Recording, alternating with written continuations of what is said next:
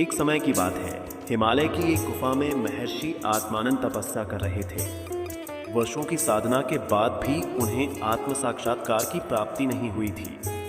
एक दिन वे निराश होकर भगवान से प्रार्थना करने लगे, हे प्रभु, आपने तो कहा था कि आत्मा अजर, अमर और परम शांत है, पर मुझे तो केवल शून्यता ही दिखाई देती है। उसी समय एक वृद्ध साधु वहां आए। उनके चेहरे पर गहरा तेज था।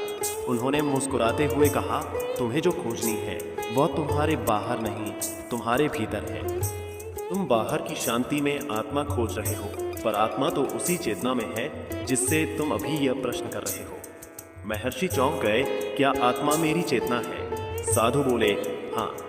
जब तुम स्वयं से यह पूछते हो मैं कौन हूँ, और जब सभी उत्तर गिर जाते हैं, शरीर नहीं, मन नहीं, विचार नहीं, तब जो मैं शेष रहता है वही आत्मा है। महर्षि ने ध्यान लगाया और भीतर उस मौन की ओर बढ़े जहाँ कोई विचार नहीं था, कोई इच्छा नहीं थी, केवल साक्षी भाव। उसी क्षण उन्होंने अनुभव किया कि वे न तो शरीर हैं, न मन, बल्कि एक असीम शांत चेतना है। साधु अदृश्य हो गए, पर उनके शब्द गूंजते रहे, आत्मा को पाना नहीं, पहचानना होता है। उस दिन के बाद महर्षि आत्मानंद सच्चे अर्थों में आत्मा का अनुभव कर सके और उन्हें जीवन में पूर्ण शांति प्राप्त हुई। आत्मा कोई दूर की वस्तु नहीं, बल्कि वही चेतना है जो साक्षी बनी सब कुछ देख रही है।